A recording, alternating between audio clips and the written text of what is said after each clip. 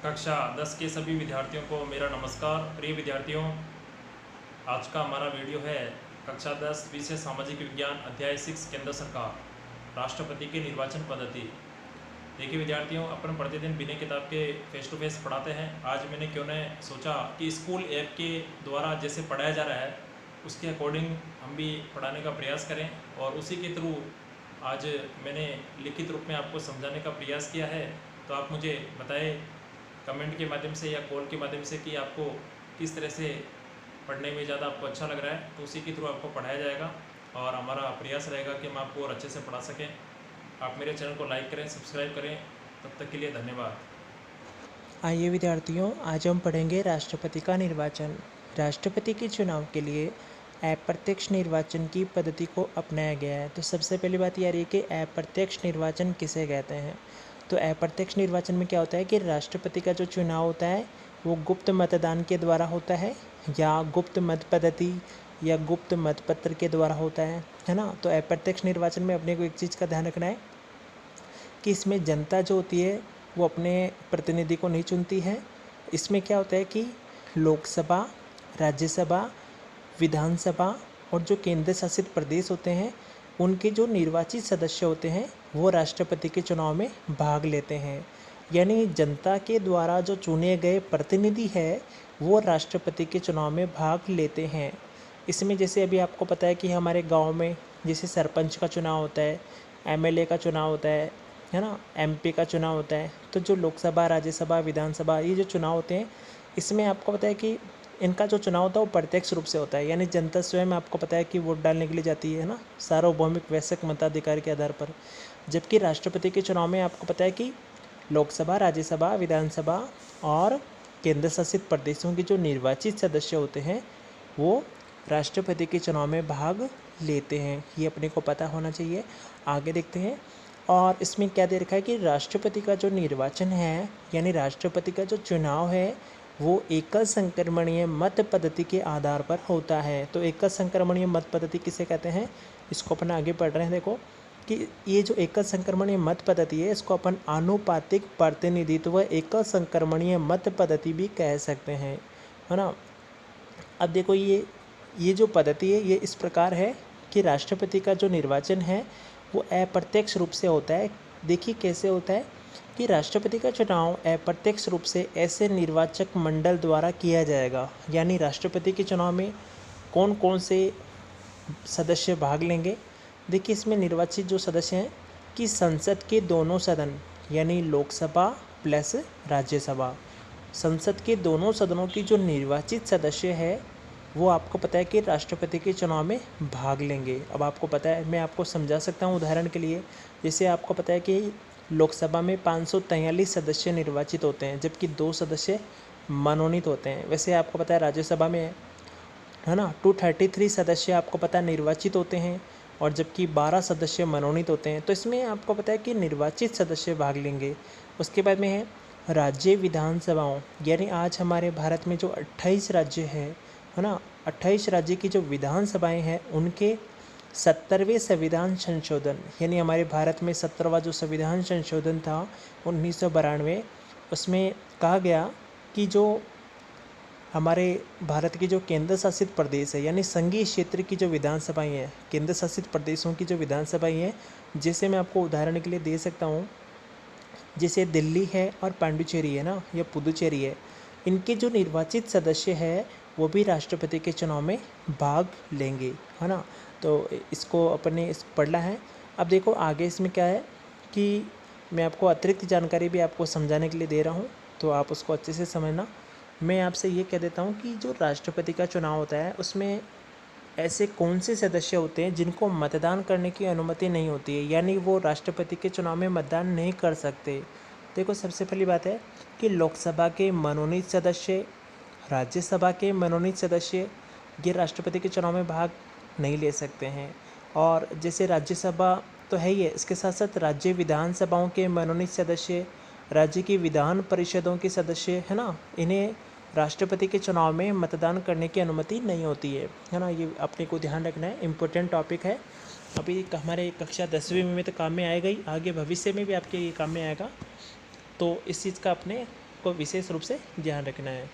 अब देखो आगे मैं आपको बता रहा हूँ कि राष्ट्रपति के निर्वाचन से संबंधित कि इसमें अप्रत्यक्ष जो निर्वाचन होता है वो किस तरह से होता है। देखो एक तो अपने को क्या ध्यान रखना है कि जैसे आज हमारे भारत में जो 28 राज्य है ना, 28 राज्य में प्रत्येक राज्य की जनसंख्या अलग अलग है ना। तो आपको पता है कि जो राज्य की जो आबादी होती है, जनसंख्या होती है ना, तो जनसंख्या से ही आपको पता है कि जो वहाँ का जो विधायक होता है, जैसे हमारे राजस्थान में आपको पता है कि जो विधायक है ना, आज 200 सीटें हमारे राजस्थान में विधानसभा की। तो मेरे कहने का मतलब ये है कि प्रत्येक राज्य की जनसंख्या अलग अलग होती है। तो जनसंख्या आपको पता है, जैसे यूपी की जनसंख्या आपको पता है हमारे राजस्थान से भी ज़्यादा है, जैसे 20 करोड़ के आसपास वहाँ की जनसंख्या है 2011 की जनगणना के अनुसार, है ना। तो अब यहाँ मेरे कहने का मतलब ये है कि राज्य की जनसंख्या से ही विधायक के वोट की कीमत तय होती है, यानी एक विधायक के वोट की कीमत कितनी होती है। यानी राष्ट्रपति के चुनाव में एक एमएलए की वोट कितनी होती है। अब आपको पता है कि प्रत्येक राज्य में जो विधानसभा में जो सीटें हैं वो हर राज्य की अलग अलग होती है। किसी में 200 है, किसी में 400 है, किसी में और ज़्यादा है या किसी में कम है। तो प्रत्येक राज्य की जो विधानसभा की जो सीटें होती है उनमें जो विधायक होता है, उनमें हमारे राजस्थान की अगर बात करें तो हमारे राजस्थान से एक एमएलए, यानी एक जो एमएलए होता है, विधायक होता है, उसका वोट कितना होता है राष्ट्रपति के चुनाव के लिए। उसका वोट होता है 129, यानी 129। अब मैं आपको एक चीज़ बता देता हूँ कि राष्ट्रपति का जो निर्वाचन होता है ना, वो 1971 की जनगणना के आधार पर होता है।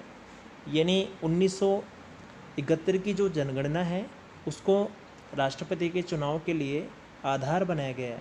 और ये कब बनाया गया है कि 2002 में आपको पता है कि जो अटल बिहारी वाजपेयी की जो सरकार थी, उन्होंने आपको पता है कि संविधान में संशोधन करके राष्ट्रपति का जो चुनाव है वो 1971 की जनसंख्या या जनगणना को उन्होंने इसे आधार बनाया है। और ये कब तक रहेगा, ये 2026 तक, है ना। 2026 तक आपको पता है कि राष्ट्रपति का जो चुनाव है वो 1971 की जनगणना के आधार पर ही होगा, है ना। तो ये अपने को ध्यान रखना है। अब इसमें मैं आपसे जो बताना चाह रहा हूँ कि राजस्थान में एक एमएलए का वोट राष्ट्रपति के चुनाव में कितना पड़ता है, 129 पड़ता है। तो ये 129 वोट कैसे पड़ रहा है ना। तो देखो एक तो इसका मैं आपको सूत्र बताता हूँ, भले आप लिख सकते हैं समझने के लिए। और जैसे मैं उदाहरण बताता हूँ कि एक एमएलए या एक विधायक का जो वोट होता है उसकी कीमत कितनी होती है राष्ट्रपति के चुनाव में। लिखिए आप कि राज्य की कुल जनसंख्या, यानी कोई भी राज्य ले लो, आज 28 राज्य है, राज्य की कुल जनसंख्या बटावा राज्य की कुल जनसंख्या बटावा विधायकों की संख्या इंटू 1000। अब आप इसको इस तरह से करेंगे ना तो उसमें क्या आ जाएगा पता है आपको, उसमें आ जाएगा 129 आ जाएगा। जैसे 1971 की जनगणना के अनुसार यदि हम राजस्थान की जनसंख्या की बात करें तो राजस्थान की जनसंख्या कितनी है, राजस्थान की जनसंख्या है 2,57,65,806। तो आपको क्या करना है कि 2,57,65,806 बटावा, बट्टे में कितने आ जाएंगे, बट्टे में आ जाएंगे विधायकों की संख्या कितनी है, विधायकों की संख्या हमारे राजस्थान में 200 है। फिर आप इंटू कर दीजिए 1000 से, तो कितने आ जाएंगे 2 लाख। तो आपको क्या करना है 2,57,65,806 में भाग लगाना है 2 लाख का, तो कितना आ जाएगा 128.829। यानी एक एमएलए एक विधायक का वोट जो मूल्य है वो 129 आ जाएगा। तो ये तो अपने राजस्थान का है। प्रत्येक आपको पता है राज्य में विधायक का जो वोट मूल्य है वो प्रत्येक राज्य में अलग अलग है। किसी में आपको पता है हमारे राजस्थान में 129 है तो किसी में 200 होगा, किसी में 250 होगा। तो विधायक का वोट मूल्य भी सब जगह अलग अलग है। तो ये अपने को ध्यान रखना है। अब देखो मैं आपको बता रहा हूँ एकल संक्रमणीय मत पद्धति में, देखो आप कि एकल संक्रमणीय मत पद्धति क्या होती है। संसद तथा राज्यों, यानी संसद में लोकसभा प्लस राज्यसभा, राज्यों अभी अपने पढ़ा 28 जो राज्य है, संघीय क्षेत्रों अभी मैंने आपको बताया कि संघीय क्षेत्र जो केंद्र शासित प्रदेश है दिल्ली प्लस पांडिचेरी की जो विधानसभाएं हैं, है ना। तो दिल्ली और पुदुचेरी की जो विधानसभाएं हैं उनमें आपको पता है उनके जो निर्वाचित सदस्य है ना, यानी मनोनीत सदस्य भाग नहीं लेंगे राष्ट्रपति के चुनाव में, उनके निर्वाचित सदस्यों द्वारा राष्ट्रपति का चुनाव एक विशेष मत पद्धति के अनुसार होगा जिसे एकल संक्रमणीय मत पद्धति कहा जाता है। इसमें क्या होता है कि इस चुनाव में मतदान गुप्त मतपत्र द्वारा होता है ना। इसको भी मैं आपको अच्छे से समझाऊंगा, लास्ट में आप देखना, आपको मैं लिखित रूप में आपको समझाऊंगा इस चुनाव में मतदान गुप्त मतपत्र द्वारा होता है और चुनाव में सफलता प्राप्त करने के लिए, यानी जो भी आपको पता है प्रतिनिधि इसमें खड़ा हो रहा है, जो सदस्य इसमें निर्वाचित हो रहा है, तो चुनाव में सफलता प्राप्त करने के लिए उम्मीदवार के लिए, यानी जो भी उम्मीदवार राष्ट्रपति के चुनाव के लिए सफल होना चाहता है, उस उम्मीदवार के लिए आपको पता है न्यूनतम कोटा प्राप्त करना आवश्यक होता है। तो न्यूनतम कोटा यानी 50% + 1, है ना, 50% + 1। जैसे आपको पता है टोटल प्रतिशत मान लो 100 हो गया, 100% में से 50% तो है ही है, पर 50% + 1 यानी 51 हो गया, तो ये न्यूनतम कोटा हो गया। तो न्यूनतम कोटा प्राप्त करना आवश्यक होता है और न्यूनतम कोटा निर्धारित करने के लिए ये सूत्र काम में लिया जाएगा राष्ट्रपति के चुनाव के लिए। जैसे न्यूनतम कोटे में अगर अपन बात करें, जैसे दिए गए वैध मतों की संख्या, जैसे मान लो कुछ वोट ऐसे होते हैं जो अवैध होते हैं, जैसे मान लो उदाहरण के लिए 3000 वोट है ना, 3000 वोट तो आपको पता है वैध है। अब मैंने उदाहरण के आपको बताता हूँ कि 3003 वोट पड़े, है ना, 3003 वोट पड़े उदाहरण के लिए, उनमें से तीन ऐसे आपको पता है वोट थे जो अवैध थे, जो क्या थे, अवैध थे, और 3000 जो वोट पड़े वो वैध थे। तो दिए गए वैध मतों की संख्या कितनी हो गई, 3000, उदाहरण के लिए बता रहा हूँ। अब बटे में क्या है, निर्वाचित होने वाले प्रतिनिधियों की संख्या, यानी राष्ट्रपति के चुनाव में निर्वाचित होने वाले प्रतिनिधियों की संख्या कितनी है। जैसे XYZ अपन 1 ले सकते हैं, 2 ले सकते हैं, A B C D कितने भी हो सकते हैं ये निर्वाचित होने वाले प्रतिनिधि। तो निर्वाचित होने वाले प्रतिनिधियों की संख्या +1, है ना। तो ये जो ऊपर जो दे रखा है ना, दिए गए वैध मतों की संख्या +1, तो ये +1 क्या है, यानी 50% + 1, यानी न्यूनतम कोटा प्राप्त करने के लिए 50% + 1 यानी 51% हो गया, तो न्यूनतम कोटा प्राप्त हो गया। और निर्वाचित होने वाले प्रतिनिधियों की संख्या +1, ये सूत्र के अकॉर्डिंग रहेगा। इसी के माध्यम से आपको पता है कि एकल संक्रमणीय मत पद्धति को निकाला जाता है। अब देखो मैं आपको बताना चाह रहा हूँ कि ये किस तरह से कार्य करती है। जैसे भी मैंने आपको अभी ये MLA का वोट निकालना मैंने आपको बताया था, राष्ट्रपति के चुनाव में हमारे राजस्थान से एक MLA का वोट 129 लगता है ना, और अलग अलग राज्यों में आपको पता है कहीं पर कम है। जैसे उदाहरण के लिए मैं आपको बता सकता हूँ कि उत्तर प्रदेश में 208 लगता है ना एक MLA का वोट। तो हर राज्य का आपको पता है अलग अलग है, क्योंकि जिस राज्य की जनसंख्या ज़्यादा होगी वहाँ विधायक का वोट मूल्य भी उतना ही अधिक होगा। अब देखो इसमें मैं आपसे एक बात और बताता हूँ, जैसे अभी अपन ने निकाला था MLA का, वैसे आपको पता है कि एक सांसद यानी जो मेंबर ऑफ पार्लियामेंट है, एक सांसद का वोट मूल्य कितना होता है। राष्ट्रपति के चुनाव में एक सांसद का कितना वोट लगता है, राष्ट्रपति के चुनाव में MLA का वोट 129 लगता है, जबकि सांसद का वोट यानी संसद के जो सदस्य है उनका एक सदस्य जो होता है, संसद का जो सदस्य है, जो सांसद है, उसका वोट कितना लगता है राष्ट्रपति को, एक सांसद का। तो इसका क्या होगा, जैसे विधायकों के वोटों की कुल कीमत, इसका सूत्र है ये कि आज भारत में जितने भी जो राज्य 28 राज्य हैं, जितने भी जो विधायक है उनके वोटों की कुल कीमत, यानी अभी देखो राजस्थान में हमारे यहाँ पर एक विधायक का वोट मूल्य 129 है, तो हमारे यहाँ पर विधानसभा की 200 सीटें हैं, तो 129 को 200 से गुणा कर दो आप, है ना। ऐसे करके आप जो भारत के 28 राज्य हैं ना, प्रत्येक राज्य में आपको पता है कि वहाँ के MLA का वोट मूल्य और जितनी वहाँ पे विधानसभा की सीटें हैं उनसे उसको गुणा करके, है ना, तो वो क्या आ जाएगा, वो आ जाएगा विधायकों के वोट की कुल कीमत।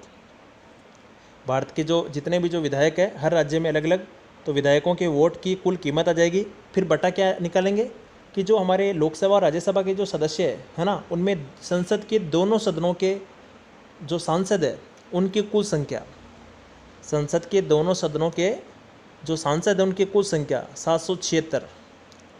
इसका इसमें भाग लगाने के बाद में कितना आ जाएगा, एक सांसद का वोट मूल्य लगेगा राष्ट्रपति को 708 यानी 708। एक सांसद का वोट कितना लगेगा, एक सांसद का वोट लगेगा राष्ट्रपति के चुनाव में 708। ये अपने को ध्यान रखना है। और MLA का वोट आपको पता है कि हर राज्य का अलग अलग है। ये तो मैंने आपको समझाने के लिए आपको बताया है, तो आप इस तरह से समझ सकते हैं। और अगर कोई नहीं आता है तो आप कमेंट के माध्यम से पूछ सकते हैं, या जब भी मैं आपसे कॉल पे बात करूं या कुछ भी करूं तो आप मुझे बता देना, ताकि मैं आपको और अच्छे से आपको बता सकूं। ऐसे तो मैं आपको पढ़ा ही रहा हूं, बिना किताब के तो वैसे ही पढ़ा रहा था। आज मैंने क्यों ना सोचा कि स्कूल ऐप के थ्रू पढ़ाया जाए तो और अच्छे से, तो आप मुझे बताना कमेंट के माध्यम से या कॉलिंग के माध्यम से। अब देखो एक चीज़ और मैं बताता हूँ कि जैसे उदाहरण के लिए भी मैंने आपको बताया कि 1971 की जनगणना के आधार पर राष्ट्रपति का चुनाव होता है। तो ये आपको पता है कि संविधान में अगर संशोधन करके अगर सरकार चाहे तो संविधान में संशोधन करके 1971 की जनगणना के आधार पर जो राष्ट्रपति का चुनाव हो रहा है, तो उसमें संशोधन करके 2011 की जनगणना के अनुसार भी आपको पता है कि राष्ट्रपति का चुनाव करवाया जा सकता है ना। अब देखो, पर अब तक आपको पता है 2026 तक है ना राष्ट्रपति का चुनाव इसी जनगणना के आधार से होगा, 1971 की जनगणना के आधार से ही होगा। अब देखो ये क्या कह रहा है कि निर्वाचक, जितने भी जो निर्वाचक है ना, यानी निर्वाचक सभी प्रत्याशियों के सम्मुख अपनी वरीयता अंकित करते हैं, वरीयता अंकित करते हैं। अभी बता रहा हूँ मैं आपको, अभी देखो इसका पूरा आगे मैंने लिखित रूप में आपको समझाने का प्रयास किया, आपको पूरा समझ में आ जाएगा। आप देखिए, निर्वाचक सभी प्रत्याशियों के प्रमुख, यानी निर्वाचक कौन है? लोकसभा, राज्यसभा और जो विधानसभाओं के जो निर्वाचित सदस्य हैं, केंद्र शासित प्रदेशों के जो निर्वाचित सदस्य हैं, वे सब क्या करेंगे? सभी प्रत्याशियों, जो राष्ट्रपति के चुनाव में जितने भी जो प्रत्याशी है, चाहे वो कितने भी हो, ए हो, बी, सी, डी, कितने भी खड़े हुए हो, है ना, तो जितने भी जो प्रत्याशी है उनके सम्मुख, जैसे भी मान लो 4 है, ए, बी, सी, डी, है ना, 4 प्रत्याशी राष्ट्रपति के चुनाव में खड़े हो गए उम्मीदवार के रूप में। अब मैंने सबसे पहले कहा कि मैं सबसे पहले वरीयता देता हूँ डी को, फिर मैंने कहा कि मैं सी को चाहता हूँ कि मैं सी बनना चाहिए राष्ट्रपति, फिर मैंने कहा कि ए बनना चाहिए, फिर मैंने कहा बी बनना चाहिए। तो ऐसे करके आपको पता है एक वरीयता का क्रम बनाया जाता है, एक गुप्त मतपत्र बनाया जाता है, उसके अंदर वरीयता दी जाती है। पहले मैंने डी को दी, फिर ए को दी, फिर सी को दी, फिर बी को दी, ऐसे करके वरीयता दी जाती है। और बाद में जिसको सबसे ज़्यादा वरीयता मिलती है ना, वो आपको पता है कि सबसे आगे रहता है। तो निर्वाचक सभी प्रत्याशियों के सम्मुख अपनी वरीयता अंकित करते हैं।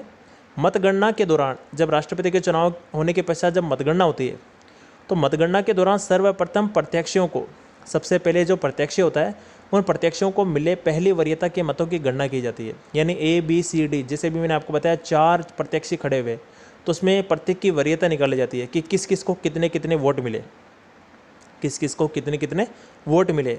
आगे मैं समझाऊंगा। इस दौर में जिस प्रत्याशी को कोटा अर्जित हो जाता है, यानी कोटा होता है एक न्यूनतम कोटा 50% + 1। अभी जैसे मान लो 3000 वोट है कुल, उदाहरण के लिए बता रहा हूँ, कुल 3000 वोट है। अगर जिस व्यक्ति को 1501 वोट मिल गए, 1501 अगर वोट मिल गए, तो वो न्यूनतम कोटा हो गया। तो वो आपको पता है जिसको इतने वोट मिल गए ना, वो राष्ट्रपति बन जाएगा, वो विजेता हासिल हो जाएगा। तो न्यूनतम कोटा अर्जित हो जाता है, उसे विजयी घोषित कर दिया जाता है। यदि इस चरण में किसी भी प्रत्याशी को, यानी पहले चरण में किसी भी प्रत्याशी को कोटा अर्जित नहीं होता, यानी पहली मतगणना में, राष्ट्रपति के चुनाव में पहली मतगणना में किसी भी उम्मीदवार को न्यूनतम कोटा प्राप्त नहीं होता है, तो फिर आपको पता है क्या होता है कि प्रथम चरण में न्यूनतम वोट पाने वाले प्रत्याशी को, तो पहले चरण में आपको पता है जिस कैंडिडेट को सबसे कम वोट मिले, यानी न्यूनतम वोट पाने वाले प्रत्याशी को मुकाबले से बाहर कर दिया जाता है। जैसे मान लो डी को सबसे कम वोट मिले, तो उसको बाहर कर दिया जाएगा। अब इस प्रत्याशी की दूसरी वरीयता, यानी अब दूसरी मतगणना होगी। पहली मतगणना में तो कोई भी राष्ट्रपति नहीं बना, अब दूसरी बार मतगणना होगी, तो अब इस प्रत्याशी की दूसरी वरीयता के वोट, यानी जो डी जो बाहर हो गया ना, उसकी जितने भी जो वोट है वो अन्य प्रत्याशियों को हस्तांतरित कर दिए जाएंगे, है ना, यानी हस्तांतरित किए जाते हैं। जैसे डी को जितने वोट मिले उसके अकॉर्डिंग। यह क्रम तब तक चलता है जब तक कि कोई प्रत्याशी कोटा अर्जित ना कर ले। आपको पता है कि जब तक किसी भी उम्मीदवार को, है ना, यानी जब तक आपको पता है कि उम्मीदवार को न्यूनतम कोटा प्राप्त नहीं होगा, तब तक आपको पता है ये मतगणना चलती रहेगी। प्रथम चरण में, फिर द्वितीय चरण में, तीसरे चरण में। जब आपको पता है कि उसको न्यूनतम कोटा प्राप्त हो जाएगा, उसके बाद में आपको पता है कि वो विजेता घोषित कर दिया जाता है। और आपको पता है, अब देखो मैं आपको समझा रहा हूँ, देखो आप ध्यान से समझना। आप देखो, मैं पढ़ रहा हूँ कि राष्ट्रपति के निर्वाचन की प्रक्रिया, जैसे माना कि राष्ट्रपति पद के चुनाव में ABCD कुल 4 प्रत्याशी है। मतदान के बाद कुल प्राप्त वेद मत 3000 है, यानी कि कुल जो वेद मत है ना वो 3000 है। और न्यूनतम कोटा कितना मिलना चाहिए? 1501। देखो हो गया नहीं, 50% + 1। माना कि प्रथम वरीयता में, यानी पहले क्रम की जो मतगणना हुई थी, यानी प्रथम वरीयता में ABCD को क्रमशः इतने इतने वोट मिले, तो ए को 1100, बी को 800, सी को 750 और डी को 350 मत प्राप्त हुए। तो ये मैं आपको समझाने के लिए मैंने आपको लिखित रूप में मैं बता रहा हूँ कि राष्ट्रपति की जो चुनाव की प्रक्रिया उसमें इस तरह से होता है। यानी जिसमें 4 प्रत्याशी है ABCD, तो मतदान के बाद में आपको पता है कि कुल वेद मत कितने निकल गए? कुल वेद मत 3000, उनमें से न्यूनतम कोटा कितना है? न्यूनतम कोटा 1501 का है, यानी जिसको 1501 वोट प्राप्त हो गए वो आपको पता है क्या बन जाएगा? वो राष्ट्रपति बन जाएगा, विजेता हासिल कर दिया जाएगा। अब इसमें देखो ए को तो 1100 मिले हैं, है ना, तो सबसे ज़्यादा ए को ही मिले हैं, फिर बी को 800 मिले हैं, ऐसे करके सी को 750 मिले हैं, है ना। इसी प्रकार आपको पता है कि डी को कितने मिले हैं? डी को 350 मत प्राप्त हुए हैं। तो समझने के लिए अपन किसी भी तरह से मैं आपको लिखित रूप में समझा सकता हूँ, कैसे भी, है ना। वैसे तो आपको पता है कि मैं आपको फेस टू फेस ऑनलाइन पढ़ा ही रहा था, पर मैंने सोचा कि क्यों ना अपन लिखित रूप में भी, स्कूल ऐप में ऐसे पढ़ाया जा रहा है तो सोचा कि मैं इसी तरह से पढ़ाऊँ। अब देखो आगे देखो, किसी भी उम्मीदवार को न्यूनतम कोटा, आपको पता है कि पहले ही जो मतगणना हुई थी, जो प्रथम मतगणना हुई है, उसमें किसी भी उम्मीदवार को न्यूनतम कोटा प्राप्त नहीं हुआ, यानी कि किसी को भी 1501 वोट प्राप्त हुए क्या? अभी अपन ने पढ़ा कि ए को 1100 वोट मिले थे, है ना, तो सबसे अधिक में वही है। अब यहाँ न्यूनतम कोटा किसी को नहीं मिला 1501, तो क्या करना पड़ेगा कि सबसे कम वाला, जैसे सबसे कम मत किसको प्राप्त हुए, जैसे सबसे कम मत प्राप्त करने वाला है उम्मीदवार है डी, तो डी आपको पता है कि डी को कितने प्राप्त हुए? 350। 350 प्राप्त करने वाले प्रत्याशी डी को इस निर्वाचन प्रक्रिया से बाहर कर दिया जाएगा, यानी डी को सबसे कम प्राप्त हुए क्या? वोट, तो आपको पता है वो निर्वाचन प्रक्रिया से बाहर हो जाएगा। उसके द्वारा प्राप्त जो 350 मतपत्र है, उसको जो 350 यानी 350 जो मत मिले हैं, वो आपको पता है कि जब दूसरी मतगणना होगी या द्वितीय जो वरीयता के जो मत है, दूसरी बार जो मतगणना की जाएगी ना, उसमें आपको पता उनको जोड़ दिया जाएगा। जैसे मैं आपको बता रहा हूँ, देखो समझने के लिए, जैसे मान लो कि डी के 350 मत है, जो डी उम्मीदवार था ना, मान लो उदाहरण के लिए मैं आपको बता रहा हूँ कि डी को आपको पता है कि सबसे कम मत प्राप्त हुए थे, तो वो किस तरह से, यानी कि डी को 350 मत मिले, है ना, तो 350 मत पत्रों में द्वितीय वरीयता के रूप में, यानी दूसरी मतगणना हो रही है, पहली मतगणना में किसी को भी न्यूनतम कोटा प्राप्त नहीं हुआ, तो द्वितीय वरीयता में आपको पता है कि ए को आपको पता है कि 70, बी को 130 और सी को 150 मत प्राप्त हुए। तो ये मत कौन से हैं? ये जो डी को प्राप्त हुए ना 350, उन्हीं का इसमें इन तीनों में डिवाइडेशन हो गया। तो इसमें प्रथम वरीयता के मतों में जोड़ने पर, यानी आपको पता है कि जो ए वाला जो था उसके अंदर आपको पता है कि 70 वोट और जोड़ दीजिए आप, क्योंकि डी वाले जो वोट थे उनका डिवाइडेशन हो गया, तो पहले 1100 थे, अब 1170 हो गए। इसी प्रकार बी को 930 और सी को 900 हो जाएंगे, परंतु अभी भी किसी प्रत्याशी को न्यूनतम कोटा प्राप्त नहीं हुआ है। देख लो आपके सामने कि अभी तक किसी को 1501 वोट प्राप्त नहीं हुए, यानी 1501। जब तक 1501 वोट नहीं मिलेंगे, है ना, न्यूनतम कोटा प्राप्त नहीं होगा, तब तक कोई भी आपको पता है कि विजेता घोषित नहीं किया जाएगा, और विजेता प्राप्त करने के लिए उसको न्यूनतम कोटा तो प्राप्त करना ही होगा। देखो आपको अच्छे से समझ में आ रहा होगा, मैंने आपको समझाने के लिए ये ऐसा मैंने वीडियो बनाया है, ताकि मैं आपको और अच्छे से पढ़ा सकूं और अच्छे से समझा सकूं। स्कूल ऐप के अंदर भी इसी तरह से पढ़ाया जा रहा है ना। तो मेरे कहने का मतलब ये कि जितना अच्छे से समझ में आएगा उतना आपके अच्छे एग्ज़ाम में मार्क्स आएंगे। और आप मुझे कमेंट के माध्यम से या कॉल के माध्यम से बताना कि आपको ये कैसा लग रहा है ये, नहीं तो फिर मैं इसको और आगे और अच्छे से समझाने का प्रयास करूँगा, है ना। तो ये अपने को ध्यान रखना है। अब देखो आगे बढ़ा रहा हूँ। अब तीसरे चक्र की आपको पता है गणना होगी, यानी तीसरे क्रम की मतगणना होगी। इसमें क्या होगा कि तीसरे क्रम की मतगणना की जाएगी जिसमें सबसे कम, है ना, जिसमें सबसे कम जो मत प्राप्त हुए ना, मत प्राप्त करने वाले प्रत्याशी, यानी सी को आपको पता है कि प्रतिस्पर्धा से बाहर कर दिया जाएगा, क्योंकि इसको सबसे कम वोट प्राप्त हुए तीसरी मतगणना में। और उसके द्वारा प्राप्त 900 मत पत्रों में, यानी आपको पता है कि सी को कितने वोट मिले थे, उसको 900 मत मिले थे। उनमें आपको पता है कि जब तीसरी मतगणना होगी ना, तीसरी वरीयता, उसमें मतों की गणना कर उसे ए और बी के कुल मतों में जोड़ दिया जाएगा। यानी आपको पता है कि जो 900 मत जो सी को मिले थे, है ना, 900 मत जो सी को मिले थे, उन वोटों को ए और बी के अंदर जोड़ दिया जाएगा। तो ए और बी के कुल मतों में जोड़ दिया जाएगा। माना कि सी के 900 मत पत्रों में, यानी मान लो कि सी को 900 मत मिले थे, वोट मिले थे, उनमें तीसरी वरीयता के रूप में ए को 340 व बी को 400 मत प्राप्त हुए। यानी तीसरी मतगणना में ए को कितने वोट मिले? 340 और बी को मिले 400 वोट प्राप्त हुए। अब तीसरे चक्र की गणना के बाद आप ये देखो कि जो तीसरे चक्र की जो मतगणना हुई ना, उसमें आपको पता है कि वरीयता क्रम के अंदर जो ए है उसको 340 वोट प्राप्त हुए और जो बी है उसको 400 मत प्राप्त हुए। तो अब अगर अपन इनके वोटों को वापस फिर से अगर जोड़ें पहले वाले वोटों के हिसाब से, तो आप इसमें देखिए कि तीसरे चक्र की गणना में जो ए है उसको 1510 वोट प्राप्त हुए, यानी 1510 मत प्राप्त हुए। अब आप ये देखिए बी को कितने प्राप्त हुए, बी को प्राप्त हुए 1330 मत प्राप्त हुए। तो आप ये देख लीजिए कि जो ए मतदाता है यानी ए जो उम्मीदवार है उसको 1510 वोट मिल चुके हैं, यानी न्यूनतम कोटा 1501 है, जबकि आपको पता है कि उसको 1501 से भी ज़्यादा वोट प्राप्त हुए हैं। तो ए क्या हो जाएगा, ए को सफल घोषित कर दिया जाएगा, और ए आपको पता है कि विजेता घोषित होने के पश्चात उसको राष्ट्रपति बना दिया जाएगा। तो अगली वीडियो में हम फिर मिलेंगे, और आज आपको ये मैंने पढ़ाया है, मैंने प्रयास किया कि आपको और अच्छे से मैं पढ़ा सकूं, क्योंकि ऑनलाइन क्लासेस के अंदर यूट्यूब पर मेरा पहला प्रयास है। तब तक के लिए सभी विद्यार्थियों को मेरा नमस्कार, जय हिंद, जय भारत, धन्यवाद।